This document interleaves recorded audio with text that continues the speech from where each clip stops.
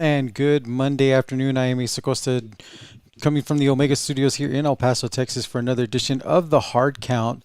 And as always, I can't do it with myself. Let me introduce to you my tag team partners here, the Hall of Fame coach Tony Grijalva and Gabe Grijalva. Gentlemen, happy Monday to you all on this very special Martin Luther King Jr. Day.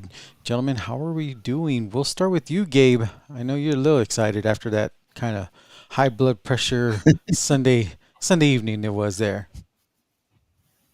Yeah, it was been a good day because I could actually breathe today. So I could breathe and relax a little bit. Yesterday was a yeah pretty high stress day, but I was happy with the way things turned out. And coach, how's your Monday evening going so far? Well, it's going good. Looking forward to we're down to the final four, and then a good game tonight as well. So all's good. A lot to talk about here, and we will get into that shortly here as NFL action is hit the divisional playoff weekend, and what a weekend it was. Four games on tap for this past weekend, and Saturday did not disappoint there, Coach. We will start with you, and we'll let you pick the game of what you want to talk about first on what happened on that nice Saturday afternoon. Yeah, I got a chance to see the last part of the Broncos and the Bills. I thought that was really exciting. We talked about last week about how the Bills, led by Josh Allen, we're playing pretty good. And then on Saturday, I mean, but it was mistakes all over the place by the Buffalo Bills. The Broncos didn't fare much better either. And in that overtime ball game, it was the Broncos that got in position for a field goal to knock off the Bills. But again, overall, to me, it lacked a little bit of of it being a divisional game. There's a lot of mistakes being made. Of course, you do have to consider the offenses. Both offenses were dismal at times. The defense for the Broncos played pretty well, but really, you look at it, the bottom line, and it was the offense of the Bills that was, to me, more impressive. Obviously, the turnovers just really hurt Buffalo, and the let the Broncos escape for that victory. Gabe, you said it there. That was one of your key games to watch there. Buffalo, Coach mentioned it, a lot of turnovers on that one. Josh Allen, obviously very emotional at the end of the game. Um, Denver, though, it's going to be a tough road for them going forward. Yeah, it was a great game, by the way, and it kind of turned out kind of like we thought it would. It was going to be a close game, kind of a nip and tuck back and forth between both teams. And my thoughts were that if Buffalo was going to win, they were going to have to ride Josh Allen to victory. And unfortunately for him, the turnovers were huge at crucial times. Even though went into overtime and he had a shot, and he missed a couple of receivers on that last drive. One was Dawson Knox. I think it would have been a touchdown, but he just missed them. And so, it was a really hard fought game. Give credit to Denver. Bo Nix had a really good game, probably one of the better games I've seen him play. Unfortunately, for him and for the Broncos, that injury is gonna cost him being able to play next week and at least for some period of time. So that's a tough break for them. Coach, how frustrating is that got to be? You go, you win this tough divisional game, and then on guess what? The second to last play, there your quarterback comes off to the side, winching in pain, and you're like, "What?" Come to find out, oh, he's got a broken bone in his ankle. You're like, "Oh." Now you Yeah, go to somebody that yeah, hasn't thrown a pass all season long, in one of your coaching careers, biggest games. Sean Payton's obviously won a Super Bowl, but still, right. big game now without your number one QB. Yeah, it has to be. But if anybody can overcome the odds, it is Sean Payton. He's got the experience. But again, going back to that game on Saturday, looking at it statistically, which I like to do, the Bills uh, had 100 yards more of offense than Denver did, and that was with Bo Nix. So if you're looking at it that way, and what's coming up next week against a quarterback that has played sparingly. Of course, for Denver, everything depends on their defense. So that's probably something that they'll look forward to. But at some point, the Patriots are going to try and take advantage of that situation. But yeah, it was just a freak accident. I mean, nobody even knew that accident, the injury happened.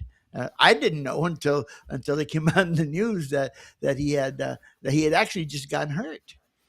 And I guess one silver lining for Broncos fans on this one that are obviously, very worried about that is there's not that much tape on the next QB. True. The the schemes and everything that the Broncos have been doing to this point, it's gonna change. It's gonna look different. But again, like you said, Denver does have that defense that they're gonna rely heavily on, and it's gonna be a challenge there for the Patriots, as we'll get to a little bit later, to scheme for that because it's gonna be a whole new playbook, kind of. Yeah. No, no, that is true. I mean, the only to me the only drawback that I see for Denver obviously is the offense is going to be limited. Again, you have to give Sean Payton credit. He's going to prepare them to play that game, but there's only a certain skill set that this quarterback brings that Bo Nix had probably a higher level of. So it'll be interesting. We'll see what happens. And in the other matchup that Saturday evening, faced the 6 seed San Francisco 49ers versus the number 1 seed Seattle Seahawks. A lot of NFC West action there. Seattle proved again why they are the number 1 seed this season with a dominant performance, knocking off the San Francisco 49ers 41-6 there, coach. Yeah, well, the game was over after the kickoff.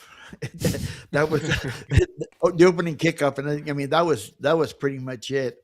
I think the funniest part was that kicker uh, trying to trip the the Shahid Rahid instead of trying to tackle him. But right there you sort of saw what was going to happen. I mean, the 49ers, you have to give them a lot of credit. They had a lot of injuries and a lot of things that you know I mean, they played well in certain situations to get to this point. But matching up against a team that is a number one seed, playing at home, having the previous week off, I mean that's a lot to ask for any team. And again, it was complete dominance by the Seahawks. The one bad thing about the Seahawks is they lost one of their running backs today. It was Charbonneau that tore his ACL. So they'll be interesting going forward to see how the Seahawks manage that backfield. Gabe, you were familiar with those Seattle Seahawks there. How impressive was that win over the San Francisco 49ers? No, extremely. I mean, like my brother said, right after the kickoff, I thought, well, I was planning on looking, watching a really good game. Something would come down, to the wire or something. But after the kickoff, I think that pretty much went out the window. Um, like my brother says, I mean, give San Francisco a lot of credit. They've come a long way. All the injuries, I mean, for them to be there is a credit to them. They just ran out of gas. They couldn't do it anymore. The whole scheduling thing and going on the road, playing a team who's rested, who has a fantastic defense. They, it was just too tough a hill to climb for them, and so and then it just snowballed. Uh, the defense from Seattle just smothered them, and it just snowballed from there. And like I said, the writing was on the wall really early for that. But again, credit to San Francisco for getting that far with given everything they've gone through. But Seattle, going up against that Seattle team, that Seattle defense. They didn't have to do anything really on offense. They didn't do too much. Darnold didn't do too much. It was all the running game. Walker Mhm. had 3 touchdowns, but it was pretty much domination. And speaking of Sam Darnold, there, coach, after being drafted in a very impressive draft class in 2018 to the New York Jets, with all the hurdles and obstacles and challenges that he's had to face, he's in the prime position here out of that draft class to be almost competing for a Super Bowl. His draft class Mhm. included Baker Mayfield, Josh Allen, Rosen, and Lamar Jackson there. In this league, getting those second opportunities, second and third, he's made the most of that. Yeah, I mean, you have to take advantage of those situations. Again, he's bounced around several teams, and he's found a team that where his skill set matches. Of course, you look at that Seattle team, and their strength, just like Denver, is defensively. So, but you still have to perform, and you still have to be able to execute offensively, and he did enough just to get by. Like my brother said, I mean, next week, maybe a different story. We'll wait and see. But yeah, a credit to him for hanging in there after bouncing around to different teams, and now he's in this position where all the other quarterbacks want to be in. It is. It was a crazy Saturday. When we come back from the break, we're going to talk more Sunday action there between the Rams, Bears, and of course the Texans and Patriots. You're watching the hard count right here on EP Sports Network.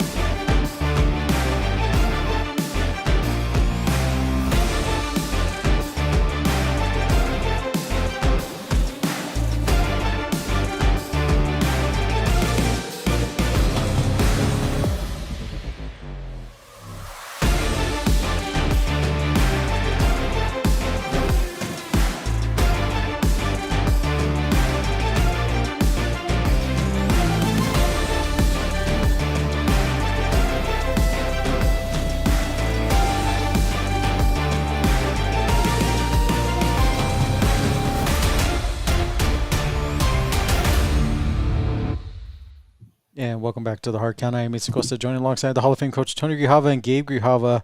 As you saw on your screen, Tejano's baseball is back at the end of the month, January 30th. They will open up their home series against the Trinidad State College, but we will be broadcasting their preseason, I guess, scrimmage against Ottawa College out of Kansas City, Kansas. That's going to be going on this weekend. You can watch that live right here on EP Sports Network. Sunday games, Coach and Gabe. We talked about it in game one. The Los Angeles Rams heading to the Windy City and the very high powered Chicago Bears. We knew weather was going to be a factor, and it did look cold on there on the screen there. Coach did say that, that it was cold, but both teams had to battle that. Back and Right. forth action, some incredible play by both of these teams, especially with the youngster and Williams there. But coach, the Chicago Bears come out short in overtime there against the Los Angeles Rams.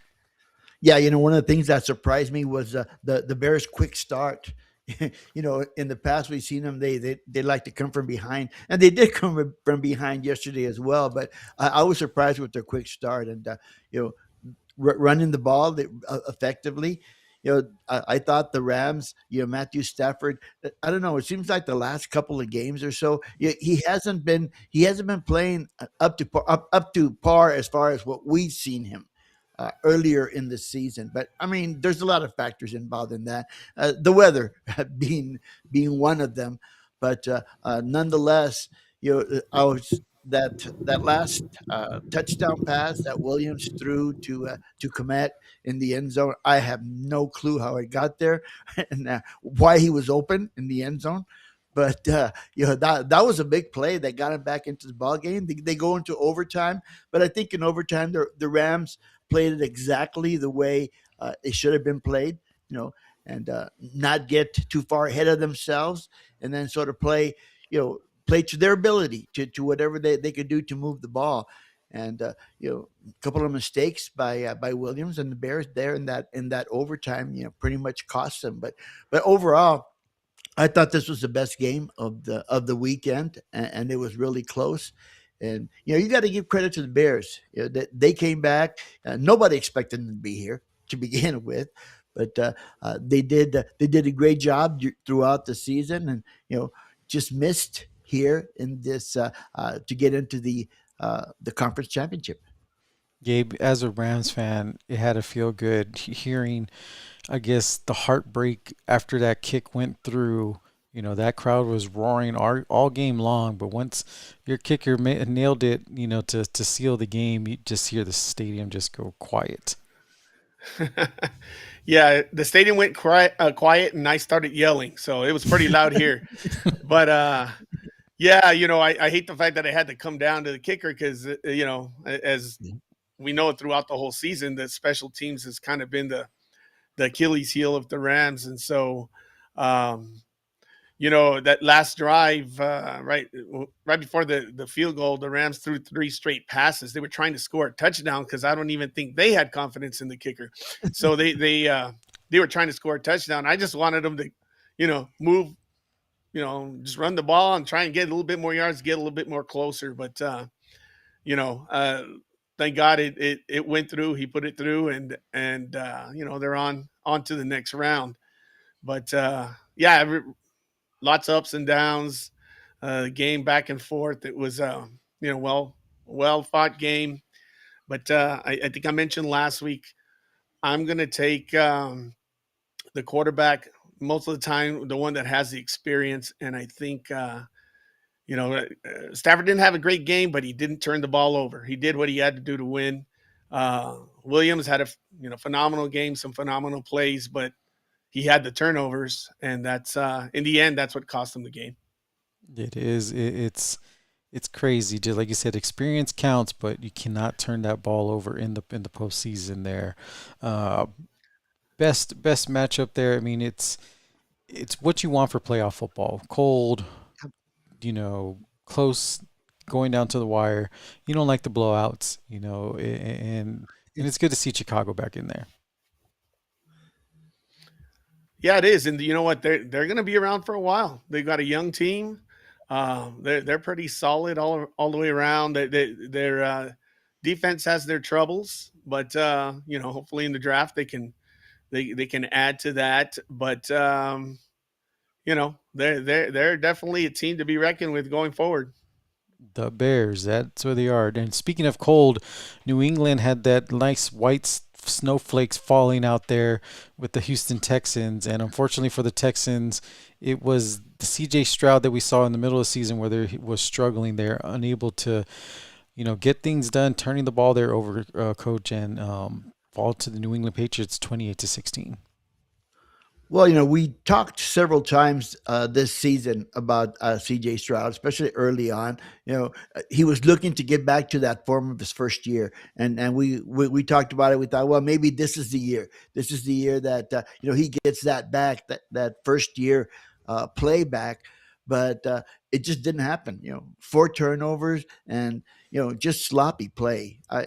There was a couple of of plays where he threw the interceptions that he had pressure on him. And as an NFL quarterback, you don't just turn around and toss the ball up in the air.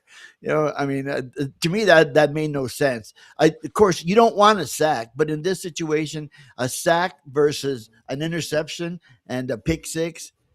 I'll take the sack every time. So, it was those types of situations that he's already an experienced quarterback. He should be able to understand that, and that put the defense for the Texans that played well, but that put them behind the eight ball, and they just couldn't recover from that. And then you had your running game was going pretty well, and then Woody Marks gets hurt. And he's on the sideline, so I have to bring somebody else. Nico Collins is not there.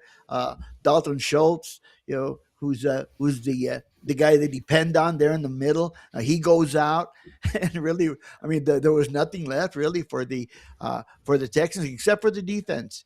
But you got the Patriots team that, although Drake May didn't really have the best ball game, man. He didn't look like an MVP player uh, that night or that afternoon.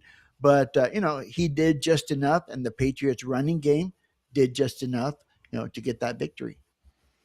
A lot of sad Texans fans over here. A couple weeks ago when we saw them play the Steelers, a lot of nice new Texan fans that we're seeing here, but unfortunately their season has come to a close as the New England Patriots will advance to the AFC Conference Championship where they'll face a new look Denver Broncos offense there.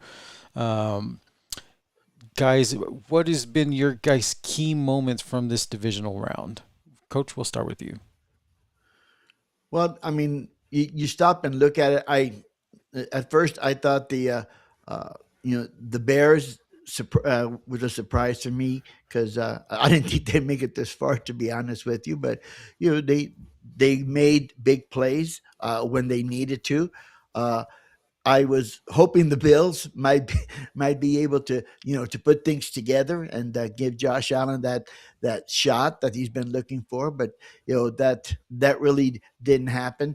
And then I'm impressed with Seattle. I want to see Seattle and their defense and see if there's an offensive mind, an offensive quarterback and coach that can scheme something that will penetrate that Seattle Hawks defense because they've been playing lights out. Gabe? Yeah, there's a couple of things that stand out for me. One of them is, of course, we had talked about it was the fact that San Francisco went into Philadelphia and beat them. Philadelphia was not having a good second half of the season, but it's Philadelphia. We knew that they had the ability could kind of turn it around. They had a game at home, took on an injured San Francisco team, and they went in and beat Philadelphia. And so that stands out. I thought Philadelphia would be advancing. Buffalo, they were my picks to go to the Super Bowl because of Josh Allen, and it stands out to me is that he had a great first game, and the fact that this divisional game he kind of and still win it overtime, even though he didn't really have a good game, it still win it overtime. They were right there, and of course, like for me anyway, it was also the Rams going on the road to the East Coast, where it can be tough to do coming from the West Coast. They come from behind, beat Carolina, and they pull it out against the Bears in almost sub-zero temperatures on the road. Neither game did they have a great game, so they still haven't played their best, in my opinion, and so I think that bodes well for next week. It's not going to be as cold, so still going to be on the road against a really really tough Seattle team. Um, so, but I'll take my chances that they'll finally put a full game together and see what happens. Now, to play devil's advocate here, a lot of the quarterback position is very heavily, scrutinized, and Lamar Jackson has been heavily scrutinized, by not performing well in the playoffs.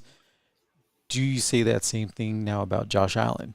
Years under his belt, can't, win those other big games there, kind of folding under pressure, all those turnovers there, apples to apples, both top QB position players in this league, but one gets a little bit more flack than the other. Coach? Well, yeah, I think they're pretty much in the same situation. Yeah, if you want to talk about the team concept, then it's the whole team that loses. And that's understandable. But if you're going to compare these two individuals, both quarterbacks, both in the same situation, both making the same mistakes with interceptions and with fumbles. And yeah, that's pretty much what it's going to come down to. And I think, if you look back and had a chance to watch Josh Allen last night in the press conference, and he was really torn up, and he understands that. I mean, you could tell by the way he was speaking, and he was actually crying because he understands in his mind that was his fault. That, he was the one that created those turnovers. And I mean, that's something that's hard to overcome, especially in a grueling 18 game season, 19 in the playoffs. It makes it tough. So yeah, I think it's fair to compare Lamar Jackson and Josh Allen in the fact that they have not been successful in getting to the Super Bowl. Gabe, your quarterback has had that title for a while, but he was able to shed that off and get a Super Bowl victory. Um, do you feel Lamar and Josh Allen still have that opportunity to do that in this very, very tough league? Definitely. They're both still they're both still in their prime, in my opinion, and they have you know they have what it takes to do it. Uh, Part of for Josh Allen, I think a lot falls upon him. Uh, even for myself and other people saying, "Hey, if they're going to win, it's they got to ride Josh Allen. He's going to have to carry him. He's going to have to be Superman." That's a lot of pressure to try and do it. Just take a team, a professional team, like my brother says, it's a team concept, but yet it all falls pretty much on his shoulders. And so, uh, if he well, they're going to get a new coach first of all, and see how that affects it. But he has the talent, he has the ability. He's had some chances, and there was a couple of chances he had that weren't his fault. Up with 13 seconds against Kansas City, and Kansas City comes back and Yeah. beats him. That wasn't his fault. He wasn't even on the field. So he still definitely has the ability. And so does Lamar Jackson. Another one was he's going to have a new coach. What's going to happen there? And so they're pretty much like my brother says. They're comparable in their situations. Um, Lamar Jackson, I think, at least in my opinion, has more of a kind of a say, or at least had more of a say when he was with Baltimore. So what goes on around around him? I think the problem with Mark Jackson, or I mean Lamar Jackson, was that there was a few games over the years down the stretch where he just didn't play, and he nobody could say, was he hurt? Is he not hurt? Well, he's sort of hurt, and he didn't show up for several games, and that happened in a couple of seasons. And people questioned his grit, his want to, his will to win, and I think that's why he kind of gets some of that label that he gets. But that you can't question that with Josh Allen, though. He does everything he can to win, and so I think that's the only kind of difference between the two of them, as far as how they're viewed. But but in reality, they're pretty much kind of in the same situation. It's going to be an interesting offseason there for the Bills and Ravens there. When we come back from the break, we'll get a look at the conference championship matchups. You're watching the Hard Count live here on EP Sports Network. It's time for the Coaches Corner, right here on EP Sports Network.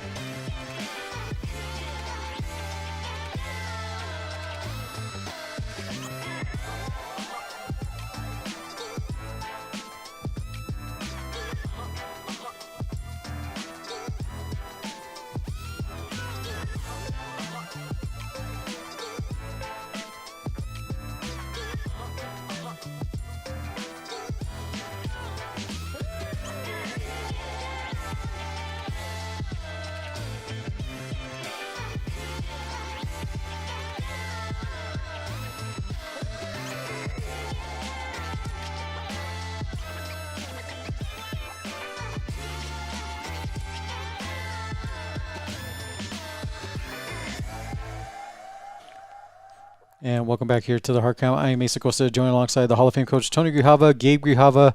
Gentlemen, Conference Championship weekend is upon us. We will start in the AFC division as the Denver Broncos will host the New England Patriots, a rivalry between these two organizations that we've seen in the past and is going to get a new look here as the Patriots are going to have to travel up to Mile High there. And that new look offense of the Denver Broncos. Gabe, we'll start with you. What are some of the keys you see that each team will have to do to be successful to make it to Super Bowl?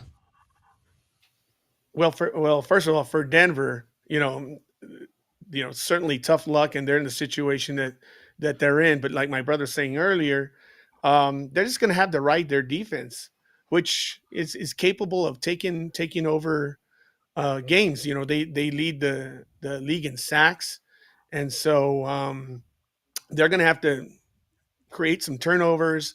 And from an offensive standpoint, this quarterback has been with Denver for 3 years. He knows the system. He started, I think, 4 or 5 games last year, uh, and the year before, all together. And so he knows the offense. Sean Payton really does like him. He has confidence in him. So if he can just, you know, not turn the ball over, and if they can design the offense about around the run, maybe hit some tight ends and stuff, and let the defense put them in positions to win the game. I think they can do. I think it's possible. It's going to be tough, but it's possible. Right now, New England, they're playing really well on both sides of the ball. Um, uh, they run the ball pretty well. Drake May's kind of having up and down, at least playoffs, but I don't think it's going to be a slam dunk for New England as a lot of people think, with the Denver having a backup quarterback. I think they're still going to challenge them, and I think it's going to be a close game. Coach? I'm looking at, still. The coach in me has to be going back to stats to to sort of see what things are going on. You look at the Bills' offense yesterday or the other day. They had 449 yards of total offense. They averaged almost 6 yards per play.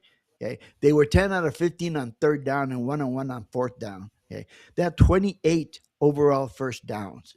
And that's against this Denver Bronco defense that we're all talking about. So the numbers don't lie. Again, you look at the whole season for the Denver Broncos, but that part of the season, it's gone. Now it's going to come down to one game. You look at the Patriots. In my eyes, the Patriots have a more balanced offense, more options and more threats on offense than the Bills did. That's pretty obvious. So again, that's why, although it is true that Drake May maybe has not played up to par the last probably 3 weeks, really.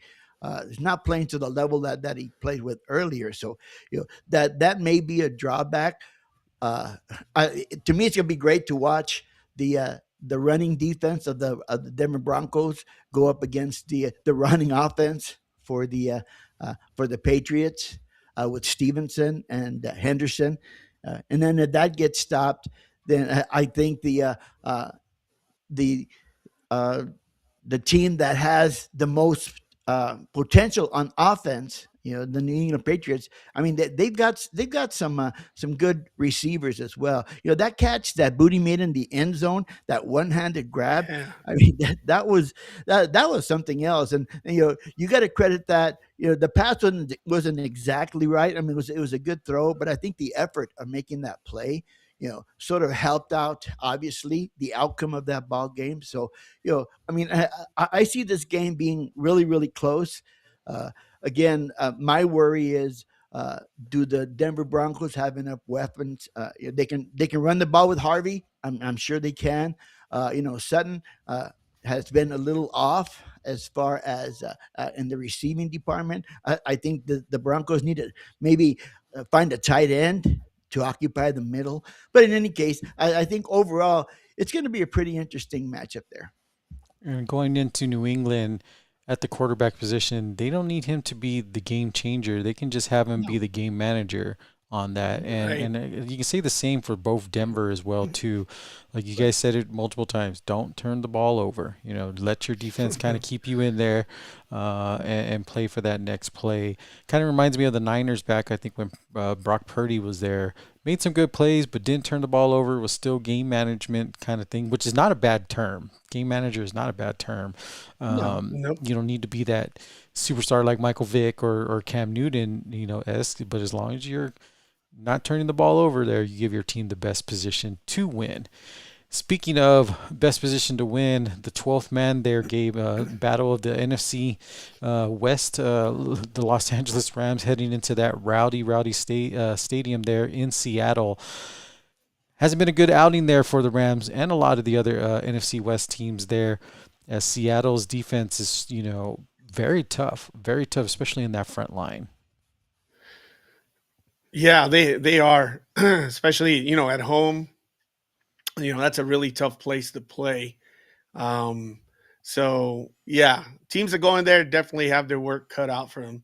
Of course, the Rams did put 37 on them on a Thursday night, right, and had them, down 16 in the fourth quarter. So the defense can be had in certain situations, and it's just a matter of executing, not turning the ball over, and special teams on both sides. You know, Seattle returned a punt against the Rams, put them back in the game. It was a punt return. It was Shaheed, and then Shaheed, of course, this week returns a kick for a touchdown. On the other hand, the kicker for the Rams missed the field goal that would have put the game out of reach. So it's going to be a lot of different factors in this game. It's going to be tough. Now, hopefully, the Rams can run the ball against them. They're tough to run the ball against. So, and because once the Rams run the ball, that opens up everything else, and pressure on Darnold. That's to me, that's going to be the key. Is if they can stop the run, and of course Charbonnet's out, it's going to be down just it's to Walker pretty much. If they can kind of keep him steady, don't let him go off, and make Darnold try and win the game, and the Rams put pressure on him, and that could make a difference. So it's going to be interesting, but they're two evenly matched teams.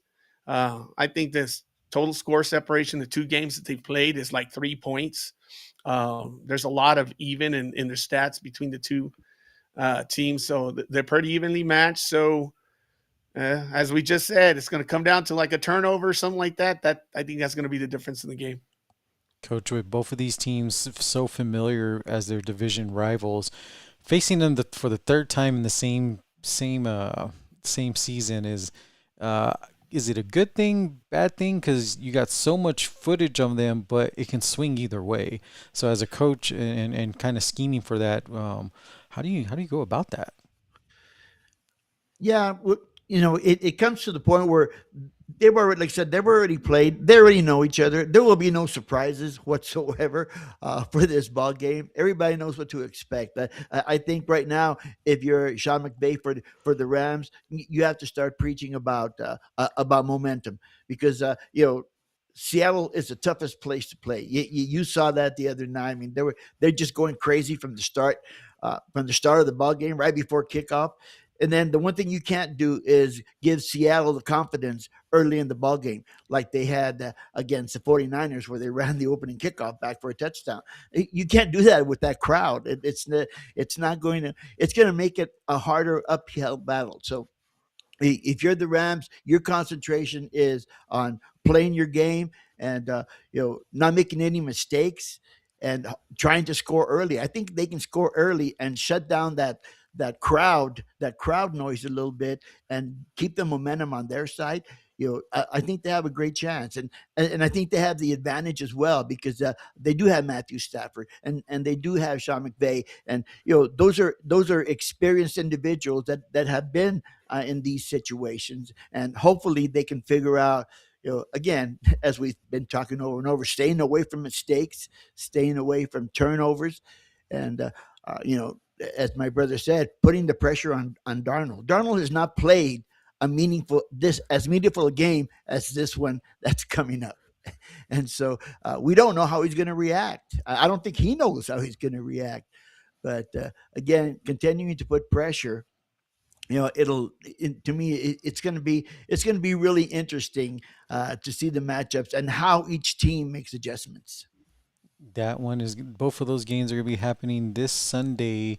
Mhm. That is the 25th.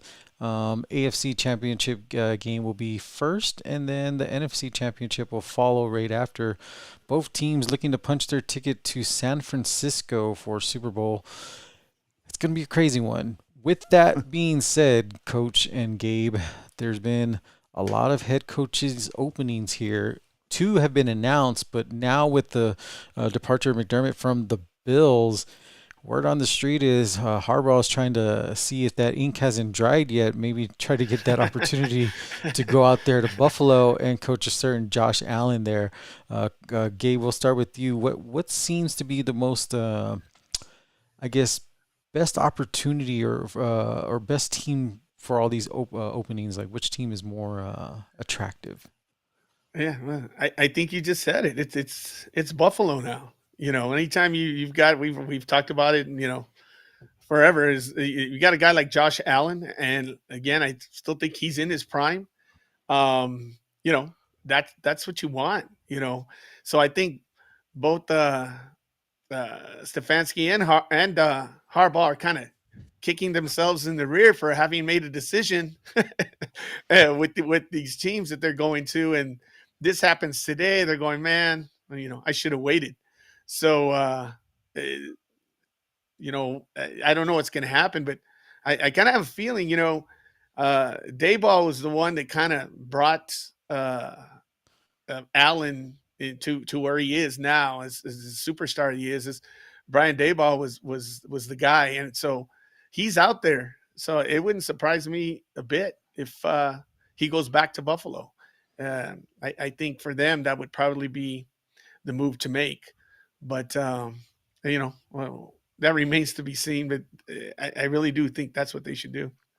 Now, coach, you see a lot of these offensive coordinators getting the head coaching job, but struggling at that role because there's so many more dynamics when you get the head coaching position. Gabe just mentioned Duval there with Josh Allen. If you're an organization, would you want the coordinator, like a coordinator position, to take on that new role, or find somebody to kind of manage everything and then bring in an offensive coordinator to help develop those athletes? Well, to me, that's two ways of looking at it. You're exactly right. When you look at, first of all, it's funny that the top two coaching vacancies are Buffalo and Baltimore. And it's funny, we are talking earlier in the program about Josh Allen and Lamar Jackson, and it just so happened that both of those coaches were fired. Is that a coincidence? But Right? in any case, yeah, it just depends. I mean, John Harbaugh is a manager. That's what he does. He lets his offensive coordinator do the offense, defensive coordinator do the defense, and then you've got other coaches that are head coaches, but call the offense or call the defense. It just depends. That's one of the reasons to me why interviews are so important. Now you look at all these openings, and then you look at possible uh, coaches to fill in, and I start reading about coaches that have never been head coaches. They're coordinators coming up. I mean, Ben Johnson to me is a good example. Look what he did at Chicago. So, I mean, it's possible. Does it happen all the time? I don't know. Would you want, as an owner, would you want to risk bringing in someone that's never been a head coach and putting them in a situation where now, you have to decide, are you going to manage the team, or are you going to call the offense or call the defense because that's your specialty? Yeah, I mean it's an interesting question. It really is, and that's why it's so interesting to find out who's who's going to fit where. You know, uh, Again, Harbaugh was a manager. He was the first one that got the job. That got another job. It didn't take long. So that sort of gives you the idea that most owners, that's what they're looking for: someone that can manage a team. Uh, Vrabel at New England. I mean, he had some success at Tennessee, and then he didn't win, or for whatever reason, they ran him off, and look what he's doing now. So. Uh, it is an interesting situation. And you look at these teams: Arizona, Cleveland, Tennessee, Vegas. I mean, I'm sure that they're not going to get the top uh, manager prospects, I guess you want to say. I think they're the ones that are going to have to look at assistants from other teams, to get the head coaching job. So now the problem is, how successful do you want to be, or how successful do you think you can be by hiring an offensive coordinator that's never been a head coach, or a defensive coordinator that's never been a head coach.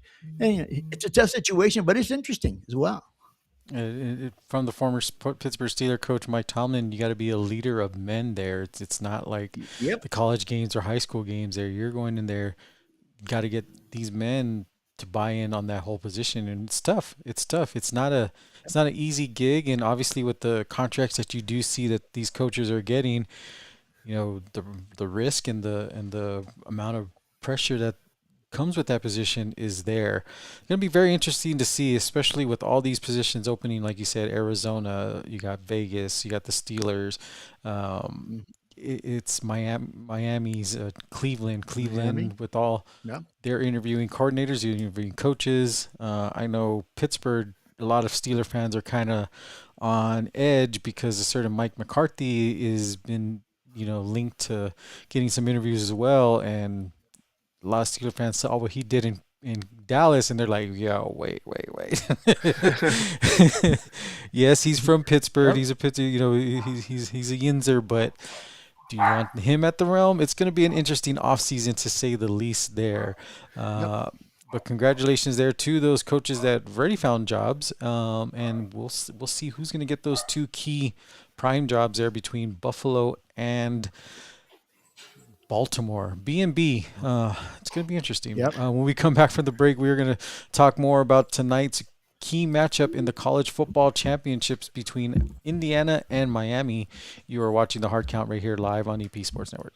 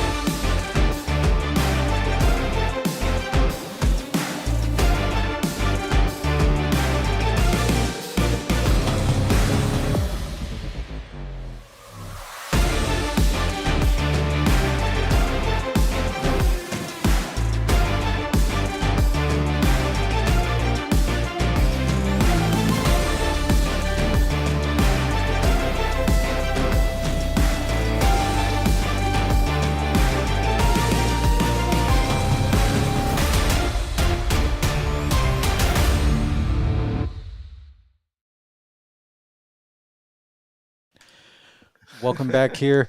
Whether you're watching the Hard Count here on DP Sports Network, I'm Misa Costa, joined alongside the Hall of Fame coach Tony Grijalva and Gabe Grijalva. Gabe, what do you hear off the wire? Breaking news as we get here before we start talking NCAA football. Yeah, No so pressure. watching in prep for the game tonight, they had a breaking news that Miami has hired the defensive coordinator from Green Bay, Mm-hmm. a gentleman by the name of Larkey, I think.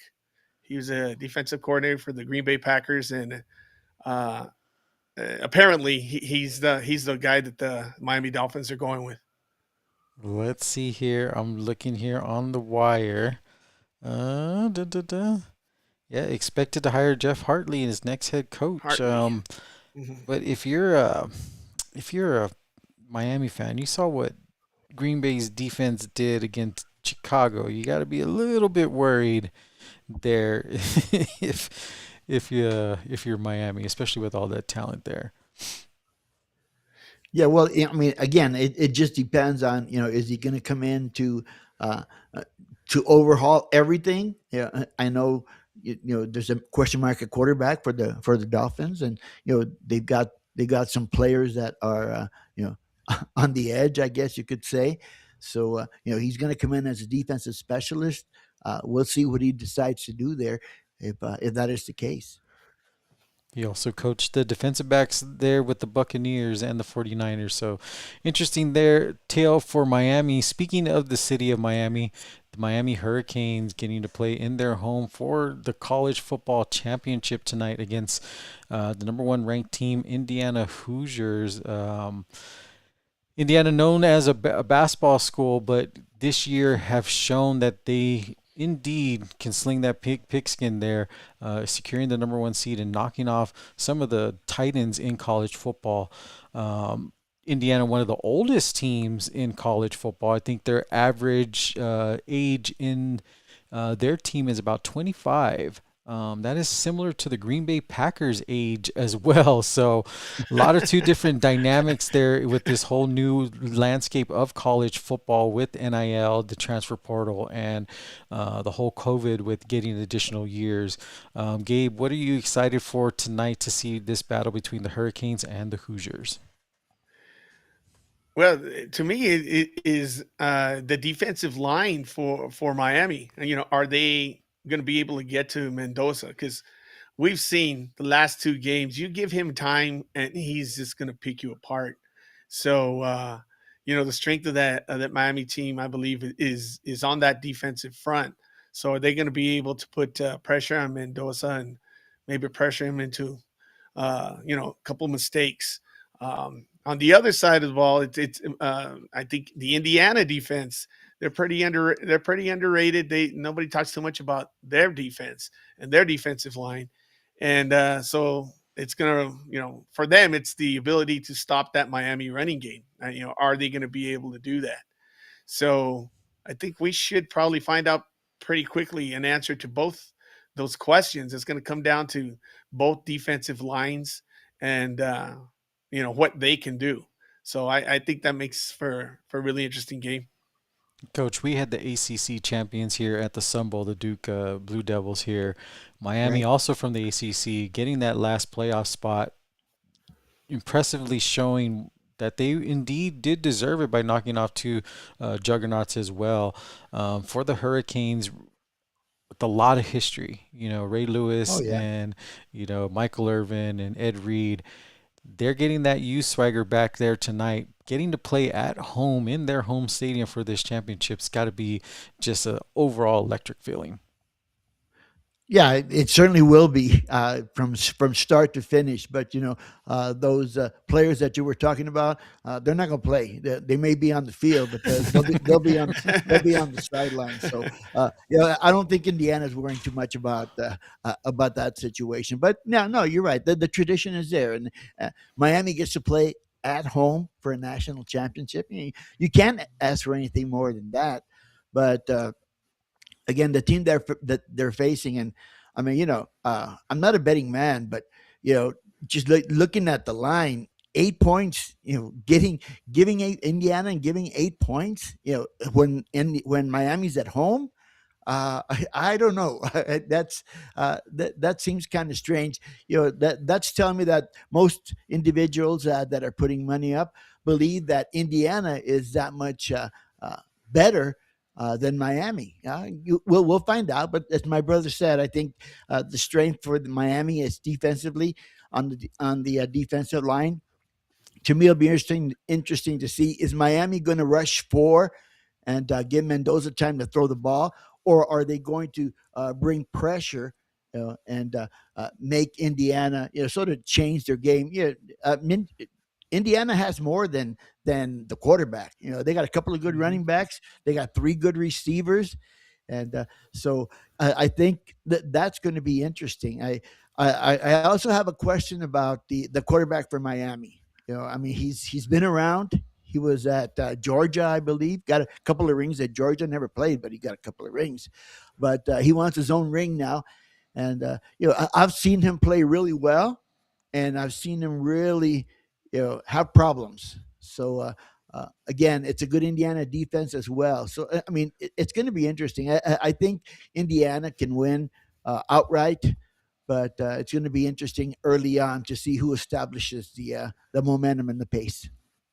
It's going to be a good one. And on the marketing side there, I think this is the first time Adidas has been in the national championship game as both of them, as Nike has dominated the last 10 to 12 years. Under Armour did win one of them.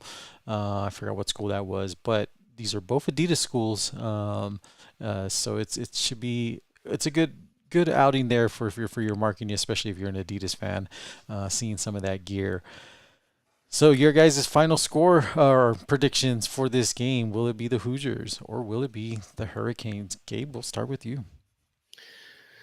Well, Indiana has blown out the first two in the first two teams. They play Alabama and Oregon. I think they put 51 on Oregon, and so I think they're averaging like 37, something like Mm-hmm. that a game. And so uh, I don't know that they'll get that, be a blowout or anything like that. But I think they're gonna have the ability to score. So I'm gonna say Indiana something like 31-17. 31-17. Coach. Yeah, I like Indiana as well. I think they can. They'll put some points on the board and sort of frustrate Miami. I'll say they go up 28-14. 28-14. I think, unfortunately, I think it might be a blowout. I say I have a feeling Indiana's going to try to show the world that they're going to try to get 50 on them. But it's going to be tough. You never know, because That with will that be tough. electric, atmosphere, you never know. They can run a couple punts back or kickoffs back and just pull that game apart. Especially with, like you said, Mendoza. If he has time and he can launch four of those on there, it gets ugly early and fast on Yep. that. So, gentlemen, we will take a break for the hard count this next coming week, since it will be the bye week, I guess, or dead week before Super Bowl action. So, we will return back on February 2nd. On Groundhog Day, so it's another holiday that will be back here, and we'll have the two teams that will be lining up for the Super Bowl in San Francisco. Your guys' final No, we thoughts have here? the NFC. We have the championship games this week. The champion, yeah, this week, but The we're back. AFC and NFC championship games are this week, and then it's the bye before the Super Bowl. Correct. Yeah. We'll be back though on our show back not till the 2nd of February though. We will be off the 26th of next Monday. Lot of football is left to be played because here comes basketball and March Madness, and of course baseball. Yeah. College baseball.